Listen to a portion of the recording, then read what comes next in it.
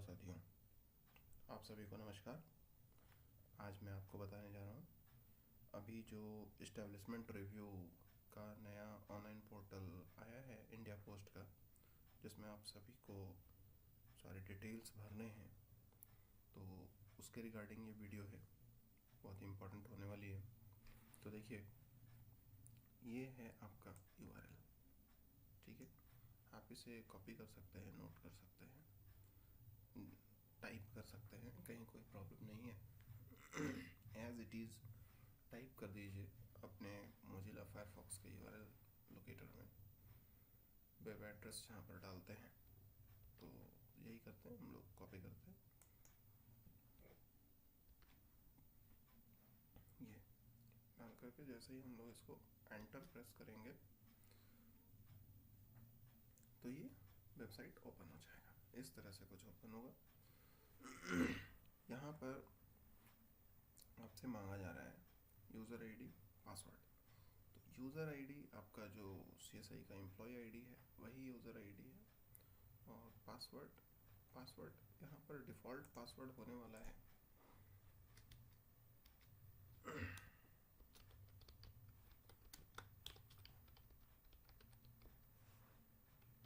Default password है EST@1234, ठीक है। तो इसको ध्यान में रखिएगा, यही पासवर्ड आपको हमें फर्स्ट टाइम में लगेगा अपने एम्प्लॉय आईडी के साथ। लेकिन जैसे ही फर्स्ट टाइम आप ये पासवर्ड डालेंगे, वो पासवर्ड चेंज करने के लिए प्रॉम्प्ट करेगा, आपको पासवर्ड चेंज कर लेना है। पासवर्ड चेंज करते ही वो नया पासवर्ड आपका नेक्स्ट ऑनवर्ड के लिए हो जाएगा, ठीक है। तो यहाँ पर मान लीजिए कि फिलहाल हम लोग एक आईडी पासवर्ड ले लेते हैं जो ऑलरेडी रिसेट किया हुआ है। साइन इन कर लेते हैं। जैसे ही साइन इन करेंगे आपको ये खुलेगा।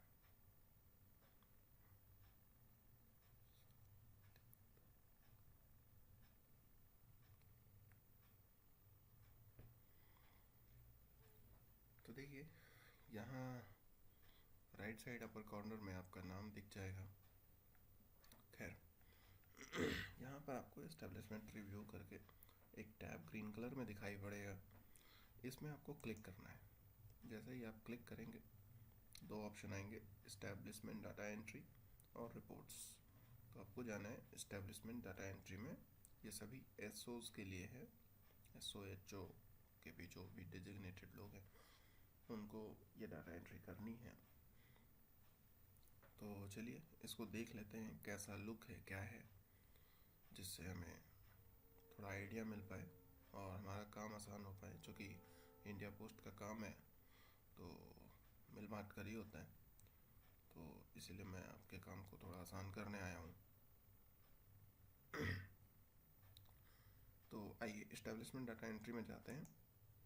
यहाँ पर दो ऑप्शन है, डाटा एंट्री, सबमिट। पहले तो आप डाटा एंट्री करेंगे, जब सारा डाटा एंट्री हो जाएगा तब आप यहीं पर आकर सबमिट करेंगे, ठीक है। तो आइए डाटा एंट्री में देखते हैं क्या क्या ऑप्शंस हैं। यहाँ पर आपको अपना ऑफिस सेलेक्ट करना होगा। जो ऑफिस है मैं अभी फ़िलहाल यही ले रहा हूँ। यहाँ पर आपको 4 ऑप्शन है। Choose an option, EST2, MTS establishment, delivery establishment और EST5। तो चलिए सबसे पहले EST2 को लेते हैं। अब ये डिफ़ॉल्ट है, फरवरी, मई, अगस्त, अक्टूबर। इसमें आपको चेंज नहीं कर सकते, बस एक किसी एक को सिलेक्ट कर लो। सेलेक्ट करके जब हम फेच डिटेल करेंगे, फरवरी का डिटेल हम लोग ढूंढे, तो यहाँ देखिए ये ऑप्शन आते हैं, Aadhaar, DPMS, philately, point of sale, postal life insurance, saving bank और ट्रेजरी। तो इन सभी का डाटा आपको फीड करना है। अगर आपके ऑफिस में आधार का काम चलता है तो आप आधार में क्लिक करेंगे, नहीं चलता है तो भी क्लिक करेंगे, 0 पुट करेंगे। Login Aadhaar with GPS location, ठीक है। तो ये पूरे फरवरी महीना का है, तो इसमें लॉगिन तो किया ही गया होगा। तो फरवरी का वर्किंग डे काउंट कर लीजिए, जितनी बार आपने लॉगिन किया है उतना वैल्यू इसमें डाल दीजिए। फरवरी में वैसे ही 28 दिन होते हैं, फरवरी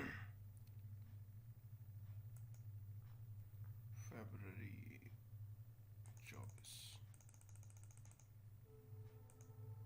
फरवरी 24 का संडे देख लो, 1 2 3 4 संडे है, 29 दिन था, 29 दिन में से 4 संडे, तो 25 दिन वर्किंग देख लें। कोई छुट्टी वगैरह हो तो उसको डिडक्ट कर लीजिएगा। और अगर आपने उतना लॉगिन किया है तो ही डालना, इसमें करेक्ट डाटा डालना है। Taking of thumb and finger impression, capture of iris image पर कस्टमर। हर एक कस्टमर को आपने कितने बार फिंगर इम्प्रेशन लिया, कितना आइरिस इमेज लिया, वो लिखना है। Receipt and checking of field form from the customer से फॉर्म लेकर के चेक वगैरह किए, कितने फॉर्म आए वो सब डाल दीजिएगा। Filling of details of customer का डिटेल भरना पड़ा। टेकिंग फोटो ऑफ कस्टमर का फोटो लेना पड़ा। ये सारा चीज़ आपको डालना पड़ेगा। Verification of details by operator by impressing his fingerprint. अपना फिंगरप्रिंट लगाते हैं ना जब वो डिटेल कंप्लीट हो जाता है, तो वही है। Generation of duplicate receipt generate करते हैं हम लोग, 2 कॉपीज़ में वो प्रिंट होता है, तो वो भी महीने भर का डालना है। Taking signature of customer on slip generated. जो स्लिप जनरेट हुआ उसमें कस्टमर का साइन लेते हैं, ठीक है। पूरे महीने का वैल्यू यहाँ पर डालना है। अच्छा, मोस्ट इम्पॉर्टेंट यहाँ पर देखिए 1 to 10 ऑफ 14 कॉलम्स है, जिसमें हमको 10 ही कॉलम दिखाई दे रहा है। तो यहाँ पर जब हम क्लिक करेंगे फ्रेंड्स, यहाँ पर तो हमारा नेक्स्ट पेज आएगा, ठीक है। अभी आधार खत्म नहीं हुआ है, इसमें क्लिक करते हैं।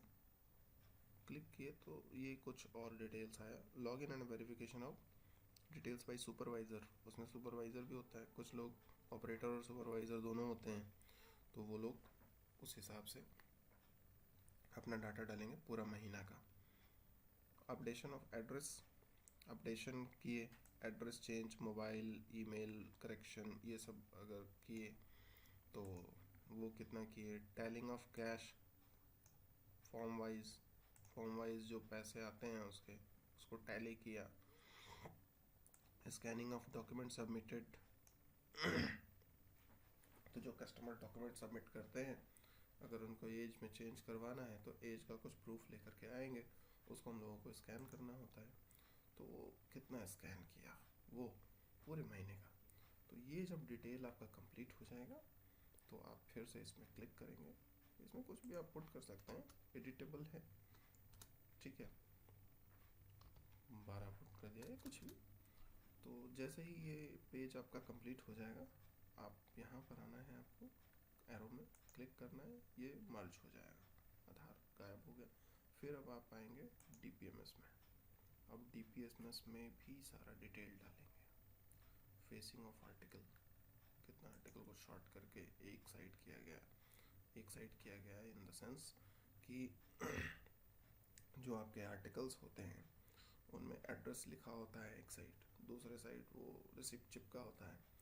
तो फेसिंग करते हैं ना, एड्रेस वाला पोर्शन को ऊपर रखते हैं, ऊपर फेस करके रखते हैं, तो आर्टिकल को अरेंज करते हैं हम लोग, ठीक है। उसके बाद स्टैंपिंग किया गया। पूरे फरवरी मंथ में कितने आर्टिकल आपने फेसिंग किए, कितने आर्टिकल की स्टैंपिंग हुई, बीट वाइज सॉर्टिंग हुई, कितने सील बैग, कितने बैगों को सील किया गया। Sorting of ordinary articles by postman ने कितने आर्टिकल शॉर्ट किए, ठीक है। Arranging articles as per beat route by postman ने कितने आर्टिकल, जितने आर्टिकल शॉर्ट किए उतना ही अरेंज करेंगे बीट रूट के हिसाब से। Sorting of speed post registered article, देखो ये गलती मत करिएगा। ये आप लोग अपना डाटा जो एग्जैक्ट है वही भरिएगा, क्योंकि ये ऑनलाइन ट्रेस हो सकता है। रिसीविंग ऑफ अकाउंटेबल आर्टिकल कितने आए, मतलब रजिस्टर्ड, स्पीड पोस्ट, पार्सल सब मिला करके कितने आए। कैश डिपॉजिट बाय पोस्टमैन के द्वारा कैश कितना लिया गया। कैश लिया गया इन द सेंस जो वीपी और सीओडी होते हैं उनके पैसे पोस्टमैन आकर के आपको देते हैं, तो वो अमाउंट है। ठीक है, deposit by postman. Address note in delivery manifest, कितने का एड्रेस नोट करना पड़ा, एड्रेस था नहीं, कितनों का एड्रेस नोट करना पड़ा, उसमें एड्रेस मैनिफेस्ट में नहीं आया, कई बार नहीं भी आते हैं। तो देखिए इसमें 92 कॉलम्स हैं जिसमें 10 ही शो कर रहा है, तो यहाँ नेक्स्ट ये वाला इस टैब पर क्लिक करके हम लोग नेक्स्ट में क्लिक करेंगे, फिर और आएगा वैल्यू, कुछ ऑटोमेटिक फिगर आ जाएगा। Entry of bag detail, number, scanning of article, कितने आर्टिकल स्कैन किए, checking of article actually received with number और एंटर्ड इन,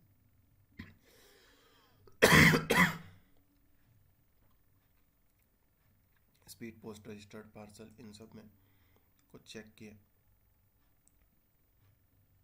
बीट या BO wise sorting, speed post का तो आ गया है इसमें, बाकी जो नॉर्मल है उसको डालना पड़ेगा।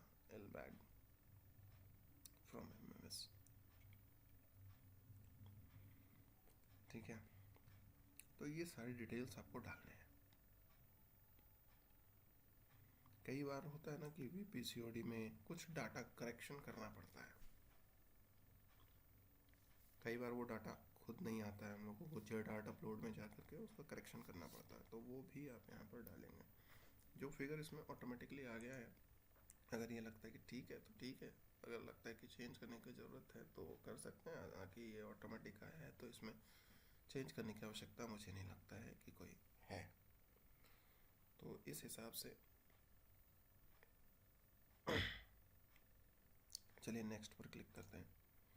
नेक्स्ट में फिर से आया approval from supervisor if contacting containing insured article. Insured article आता है तो उसको खोलने के लिए आपको सुपरवाइज़र की अप्रूवल लगती है, बिना सुपरवाइज़र के अप्रूवल के तो खुलता भी नहीं है, बैग ओपन नहीं होता है। फिर बैग रिसीव करेंगे, बैग ओपन करेंगे, आर्टिकल रिसीव करेंगे, फिर आर्टिकल को इनवाइस करेंगे, तो उन सब में ज़रूरत पड़ती है। लॉगिन कितना बार किया गया, रिटर्न एंड रिडायरेक्ट रिकॉर्ड्स क्या है पूरे मंथ का, closing and scanning of bag level, bag level कितना क्लोज किया गया और स्कैन किया गया, नंबर ऑफ बैग्स डालना है यहाँ पर। Generation of printing manifest of article, article के मैनिफेस्ट को प्रिंट करना, मतलब जब हम बैग क्लोज करते हैं तो उसके आर्टिकल की लिस्ट निकलती है, तो वो लिस्ट आपने कितने प्रिंट किए। Insertion of article manifest seal bag, ठीक है, आर्टिकल और मैनिफेस्ट बैग में डाल करके उसको सील किया जाता है, तो वो कितने बैग बंद हुए। Scanning entry of bag label for dispatch, dispatch करने के लिए फिर उन्हीं बैग लेबल्स को स्कैन करना पड़ता है, तो वो कितने किए गए। तो ऑब्वियसली जितना बैग क्लोज करेंगे उतना तो डिस्पैच करना ही पड़ेगा ना। फिर मेल लिस्ट प्रिंट होता है, जब सारे बैग डिस्पैच हो जाते हैं तो एक मेल लिस्ट प्रिंट होता है जिसमें बैग के नंबर्स होते हैं, कितने बैग आपने बनाए। Register letter issue to postman, postman को कितने लेटर इशू किए गए, तो ये ऑटोमेटिक आया है, ये परफेक्ट फिगर होगा, इसमें चेंज करने का प्रयास ना करें। बाकी जो अनफिल्ड कॉलम्स हैं उन सब को आप फिल कर दें। फिर नेक्स्ट में क्लिक करते हैं। Verification of insured article by supervisor, supervisor कितने आर्टिकल को वेरीफाई किया, ये सारा डिटेल आपको डालना है। एल बैग कितने ओपन किए गए, मेल बैग कितने ओपन किए गए, पैकेट बैग कितने ओपन किए गए, बहुत सारा इसमें तो आपके उसमें आएगा भी नहीं। Article issue to bulk customer by scanning, scan करके कोई बल्क कस्टमर अगर है तो उसके लिए आर्टिकल आप इशू करते हैं, तो उसके लिए यहाँ पर डाटा डालना है। Generation of bulk delivery slip, जितना bulk delivery slip, bulk customer के लिए बल्क डिलीवरी स्लिप बनेगा, तो वो कितना डिलीवरी स्लिप बना, तो हो सकता है कि बहुत सारे ऑफिसेज में इन चीज़ों का प्रोविज़न ही ना हो, तो वो देख लीजिएगा। Generation of printing of delivery slip, delivery slip तो प्रिंट होगा, जो भी डिलीवरी एसओ है उसमें तो डिलीवरी स्लिप प्रिंट होगा ही। तो इस प्रकार से यहाँ 40 तक हम लोग पहुँचे हैं कॉलम, अभी 92 है। तो नेक्स्ट में क्लिक करते हैं। रीडायरेक्शन कितना हुआ, मिससेंट कितना आया, पोस्टमैन रिटर्न कितना आया, आर्टिकल डिपॉजिट में कितना रहा, वो हर एक दिन का आपको काउंट करना पड़ेगा फरवरी का, तब जाके आप इसमें डाटा डाल पाएंगे। आपके पास रिकॉर्ड ऑलरेडी अवेलेबल होगा, आप उसको बंडल्स को निकलवाइए और उसको काउंट करके एक जगह पहले ये सारा डाटा नोट कर लीजिए। नोट करके आप तभी आपको डालना होगा, क्योंकि आप ये फिगर खुद डालेंगे एज SPM, और उसके बाद आपको इन फिगर्स का हार्ड कॉपी आपको सेंड करना पड़ेगा SDI के ऑफिस में। SDI उसी के आधार पर आप जो डॉक्यूमेंट उनको देंगे साइंड कॉपी में, उसके आधार पर वो वेरीफाई करेंगे, और वेरीफाई करने के बाद आगे डिवीज़न को जाएगा। तो थोड़ा प्रोसेस तो है, थोड़ा समय भी लगेगा, लेकिन करना तो पड़ेगा।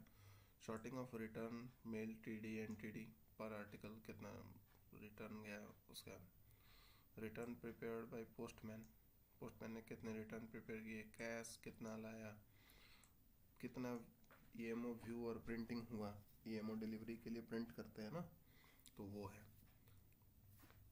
कितना बार डेट स्टैम्प हुआ, कितना इनवॉइसिंग हुआ EMO का, ये सारा चीज़ आपको डालना है। डिलीवरी मैनिफेस्ट फिर हम EMO का भी जनरेट करते हैं, ठीक है। फिर आते हैं नेक्स्ट में, तो वहाँ पर बताना है कि कितना डिलीवरी मैनिफेस्ट आपने जनरेट किया, तो वो आप निकाल लेंगे, शायद तो मिल जाएगा, कहीं कोई प्रॉब्लम है नहीं।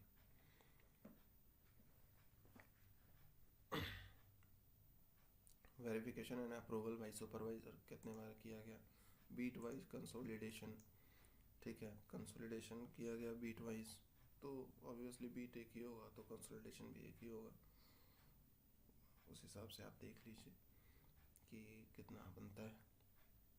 Physical verification of EMO issued to each bag beat, उन सभी का वेरिफिकेशन किया गया, ठीक है, क्योंकि EMO इशू करते हैं तो उसका वेरिफिकेशन भी करना पड़ता है। VP आर्टिकल कितने आए बैग में, number of speed post article issued to postman, ये ऑटोमेटिक आ गया है।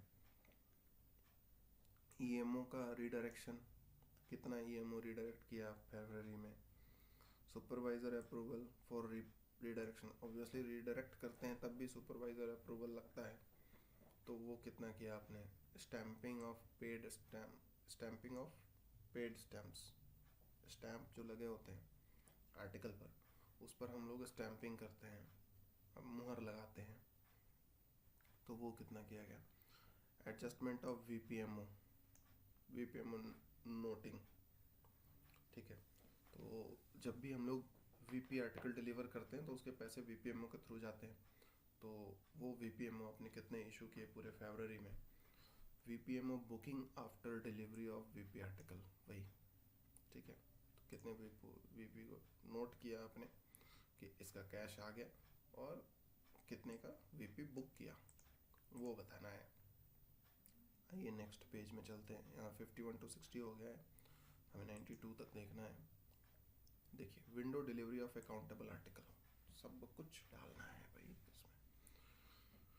खैर, अकाउंटेबल आर्टिकल का विंडो डिलीवरी कितना आपने किया, कई बार होता है ना कि पोस्टमैन चले जाते हैं और कस्टमर कह देता है कि जी हम ऑफिस से आकर रिसीव कर लेंगे, तो पोस्टमैन लेकर तो नहीं जाएगा उसको, वो ऑफिस में ही रहता है, उसको पोस्टमैन को इनवॉइस नहीं करना होता है। वैसे आर्टिकल्स को हम लोग विंडो डिलीवरी में डाल करके डिलीवरी करते हैं, उसका भी मैनिफेस्ट होता है। बीट EOD हर दिन करना पड़ता है, beat wise sorting of EMO, ठीक है, तो इन सभी का डिटेल आपको डालना ही डालना है। पार्सल बैग रिसीव्ड, अब देखो इसका ऑटोमेटिक आ गया है तो इसको चेंज नहीं करेंगे, ठीक है, तो ये जितनी चीज़ें हैं ये सभी आपको डालनी है, कितने बैग आपने ओपन किए, सब कुछ। आइए नेक्स्ट में, log in by supervisor and access SAP, कितनी बार लॉग इन किया सुपरवाइज़र ने सैप को एक्सेस करने के लिए। Set and shift begin by supervisor, set open करना पड़ता है ना, शिफ्ट बिगिन करना पड़ता है, तो वो कितने बार सुपरवाइज़र ने किया। ये सब डीपीएमएस की कहानी है, डीपीएमएस के बारे में ही बताना है सब कुछ, है ना। फिर पॉज भी आएगा। Okay, operator login and open DPMS through SAP. ठीक है, कितने बार ऑपरेटर ने लॉगिन किया और डीपीएमएस को ओपन किया। मेल बैग क्लोज कितने बार किया। Number of registered parcel received in bag, bag में कितने रजिस्टर्ड पार्सल आए। तो कुछ कुछ चीज़ तो यहाँ पर ऑटोमेटिकली आ जाएगा, लेकिन बाकी चीज़ें आपको डालनी पड़ेगी। अब देखो, उसी हिसाब से डालना आप, ऐसा ना हो कि कहीं बहुत ज़्यादा डाल देना। 21 आर्टिकल आपके पास आई है, आपने डाल दिया 50 बैग खोले जी, 50 बैग खोले तो 21 आर्टिकल कैसे निकले। तो इन चीज़ों को थोड़ा सा ध्यान में रखिएगा। मेल लिस्ट कितना प्रिपेयर किया गया, फाइनल डिस्पैच कितना किया गया, ठीक है, एमएमएस के द्वारा। तो ये सब डिटेल्स हैं। देखिए इसमें भी कुछ आया हुआ है खुद से। स्टैंपिंग ऑफ ओब्लॉन्ग स्टैम्प कितनी बार लगाया, ठीक है, सब कुछ डालना है भाई। Transfer bag to mail PA, mail PA को कितने बार ट्रांसफ़र किया, कितने बैग्स ट्रांसफ़र किए। Stamping of issue, stamp issue करते हैं तब भी उसका स्टैंपिंग करते हैं, ठीक है।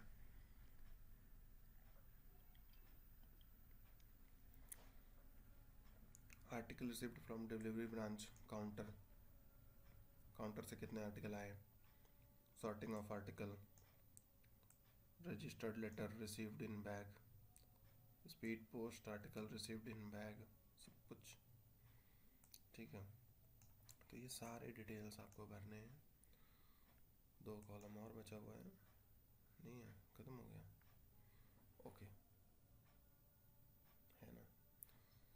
Shorting of article station, sorting करना पड़ता है ना। स्टेशन आर्टिकल कौन है, TD, NTD, foreign, metro wise, तो वो नंबर ऑफ आर्टिकल डालना है। Registered speed post parcel receive, bag receive from mail पे ने कितने बैग रिसीव किए। तो वो सारा डिटेल डाल करके तब आपका ये डीपीएमएस का पोर्शन कंप्लीट होगा। और इसके बाद आप यहाँ एरो में क्लिक करेंगे तो ये मर्ज हो जाएगा। फिर आप आएंगे फिलेटली में, फिलेटली का जो जो काम होता है आपने यहाँ पर पुट करना है, फिर नेक्स्ट करना है, फिर आएगा यहाँ पर कुछ कॉलम, इन सब को भरना है। इन सब के भरने के बाद फिर से यहाँ पर एरो में क्लिक करना है। अब आता है पॉइंट ऑफ सेल का कहानी कि पॉइंट ऑफ सेल में आपने कितने क्या क्या किए। ये 56 कॉलम्स हैं यहाँ पर। तो शिफ्ट एंड कितनी बार किया पूरे फरवरी में, अकाउंट सबमिशन कितने बार किया, लास्ट में करते हैं ना अकाउंट सबमिशन।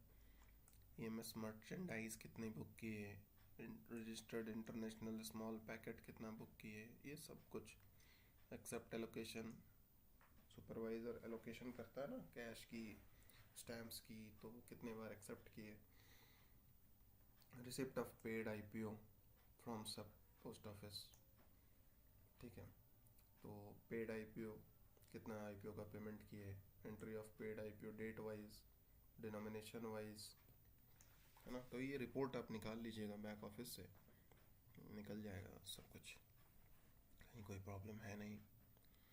तो ये जब भी होगा तो आप सोच लो, इतना डाटा तो सिर्फ और सिर्फ आपके ऑफिस में ही अवेलेबल हो सकता है, तो आपको ऑफिस से ही करना पड़ेगा। Cash counting and deposit to supervisor, last में हम लोग कैश को काउंट करके डिपॉजिट करते हैं ना, सुपरवाइज़र को वापस देते हैं, वही है। स्पीड पोस्ट कितना बुक किया है, तो ये ऑटोमेटिक आ गया है, इसमें चेंज नहीं करना है। इंसॉर्ड कितना है, login by supervisor, PO begin, सब कुछ करना है भाई इसमें, सारा डिटेल इन सब का डालिए। वीपी आर्टिकल कितना बुक किया, एक्सप्रेस कितना, पॉइंट ऑफ सेल का है तो बुकिंग का ही बात हो रहा है यहाँ पर, ठीक है। नेक्स्ट पेज में आते हैं, देखिए यहाँ जैसे रजिस्टर्ड पार्सल 2 आया है, ऑटोमेटिक आ गया, इसको चेंज नहीं करना है। बिजनेस पार्सल कितना बुक किए, ये सब ऑब्वियसली नहीं होगा तभी यहाँ पर नहीं आया है, ठीक है। तो ये आप देख लीजिए अपने हिसाब से क्या आपने किया है, पूरे महीने का निकालना पड़ेगा खाका, तब जा करके होगा। जैसे यहाँ पर देखिए इलेक्ट्रॉनिक मनी ट्रांसफ़र 24 ऑलरेडी हुआ है, इसको चेंज आप नहीं कर सकते हैं। आईपीओ इशू कितना किए, आईपीओ पेमेंट कितना किए, बल्क आईपीओ पेमेंट कितना किए, ये सारा चीज़ इसमें आपको डालना है। Franking recharge request, franking renewal request, ठीक है, सब कुछ। कलेक्शन ऑफ एनपीएस ये नॉर्मली तो नहीं होता है। Generation and tally daily reports with cash obviously cash को हम लोग डेली रिपोर्ट से तो रोज मैच करते हैं, इसमें नया क्या है। बैलेंस ट्रांसफ़र टू सुपरवाइज़र हर रोज़ करते हैं। अप्रूवल फ्रॉम सुपरवाइज़र हर रोज़ करते हैं। बैलेंस ट्रांसफ़र करेंगे तो वो अप्रूव करेगा तब जाके आपका शिफ्ट एंड होगा।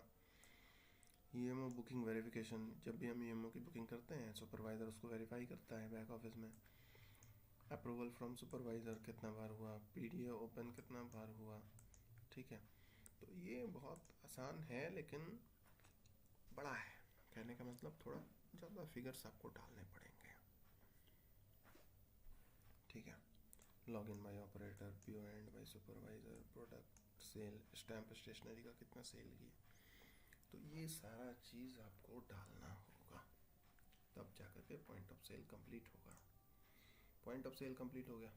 अब आइए पोस्टल लाइफ इंश्योरेंस, ये ग्रीन हो चुका है, मतलब इसमें डाटा ऑलरेडी आ चुका है, इसमें आपको कुछ खास करने की आवश्यकता है नहीं, ये ऑटोमेटिक फेच हो गया है। अब देखो लॉगिन इन मैकमिश में लॉगिन जीरो तो नहीं हो सकता है, जब आप इतना रिसिप्ट काट रहे हो और इतना डिपॉजिट कर रहे हो, इंडेक्सिंग कर रहे हो, तो लॉगिन जीरो कैसे हो सकता है, इसको आप चेंज कर लेना, ठीक है। सब जीरो जीरो नहीं रहेगा।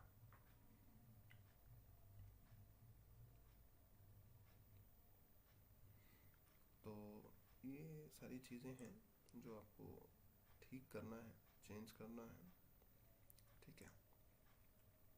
तो इस तरह से 31 35 ये सारा 35 का हमारे पास आ गया, ठीक है। इसमें ये भी है raising tickets and service desk if any technical issues in McCamish application, कितनी बार आपने टिकट रेज किया है, तो ये ऑटोमेटिक कुछ भी नहीं आएगा, ठीक है। कई बार हम लोगों को पीएलआई में आधार लिंक करना होता है, मोबाइल लिंक करना होता है, तो वो सब अगर आपने किया है तो वो भी डालना है, ठीक है। Loan surrender, maturity, death claim, ये सब जो भेजते हैं उसको रजिस्टर में एंट्री करते हैं तो वो भी लिखना है। अब रजिस्टर वाला तो इसमें नहीं आएगा ना, तो ऐसा नहीं है कि ये ग्रीन है, जैसे ये पोस्टल लाइफ इंश्योरेंस ग्रीन हो गया तो मतलब इसमें सब कुछ डला हुआ है, वैसा नहीं है। आपने चेक करना है कि आपने कौन कौन सी चीज़ें छोड़ रखी है या कौन कौन सी चीज़ें होनी चाहिए जो इसमें ऑटोमेटिक फेच नहीं हुआ। फिर इस एरो को क्लिक करेंगे, ये मर्ज हो जाएगा, फिर सेविंग बैंक में आएंगे, यहाँ पर इतने इतने ट्रांजैक्शंस हुए हैं, जो जीरो है उसको खास तौर से देख लेना कि चेंज करने की आवश्यकता है क्या। इसमें भी 88 कॉलम है, 10 कॉलम ही दिखाई पड़ रहा है, एक एक करके आपने चेक करना है। नेम चेंज वगैरह कितना किया, अकाउंट क्लोज़र, अब अकाउंट क्लोज़र तो हुआ होगा, जीरो आ रहा है। किफ मर्जर कितना हुआ, पासबुक प्रिंटिंग बहुत इंपॉर्टेंट है, पासबुक प्रिंटिंग तो ऑपरेटर करते हैं, यहाँ जीरो है, मतलब इसको चेंज करने की आवश्यकता है, बट इट सीम्स कि ये एडिटेबल नहीं है। तो ये बहुत सारी चीज़ें एडिटेबल नहीं हैं, जो नहीं एडिट हो सकता उसको क्या ही कर सकते हैं, जो एडिट होगा वही चेंज कर सकते हैं। तो आई थिंक एसबी और पीएलआई वाले सेक्शन में एडिटेबल नहीं है, जो ग्रीन कलर का है, जो ऑटोमेटिक डाटा आया है। तो इस प्रकार से हर पेज में जा कर के डाटा एंट्री जो भी है उसको वेरीफाई करना है। तो इसमें क्या ही वेरीफाई करेंगे, आपके एंड का कुछ है नहीं, आप वेरीफाई क्या है, इसमें कुछ एडिट कर ही नहीं सकते, तो क्या वेरीफाई होगा। तो फिर भी सबको चेक कर लेना है, सभी कॉलम्स में जा कर के एक एक करके सारे पेजेस में जाएंगे और कितना विड्रॉल है, क्या है, कितना डिपॉजिट है, सब कुछ डाटा आ गया है। तो ये अच्छा ही है आपके लिए, आपको टेंशन लेने की ज़रूरत नहीं है और अलग अलग जगहों से ढूंढने की भी ज़रूरत नहीं है। तो इस प्रकार से हम एरो में क्लिक करके मर्ज करेंगे, फिर ट्रेजरी में आएंगे, ट्रेजरी में भी सारा डिटेल डालेंगे, जो भी डिटेल आपके ऑफिस का पूरे फरवरी मंथ का है और ये ध्यान रखिएगा कि इन सभी डिटेल्स को डालने के बाद जब सबमिट करेंगे तो आपने सिर्फ और सिर्फ फरवरी का डाटा डाला है अभी तक। अलग अलग मंथ्स को फिर से सिलेक्ट करना है ऊपर जा कर के, ठीक है। और यहाँ पर सबमिट करके जैसे ही ये सारी चीज़ें डालेंगे, सबमिट करेंगे तो मेरा काम हो जाएगा। हो सकता है कि इस पोर्टल में बाद में बीओ का भी डिटेल्स ऐड करना पड़े, तो वो अभी देखना होगा, अभी कुछ कहा नहीं जा सकता है। तो इस हिसाब से आपके सैंक्शनड स्ट्रेंथ को किस प्रकार से आप जस्टिफाई करते हैं ये तय किया जाएगा शायद इस वेबसाइट के द्वारा, इस डाटा एंट्री के द्वारा। तो यहाँ पर सबमिट बटन पर क्लिक करेंगे तो आपका सबमिट हो जाएगा। तो अभी हम अपने वीडियो को यहीं विराम देते हैं। धन्यवाद।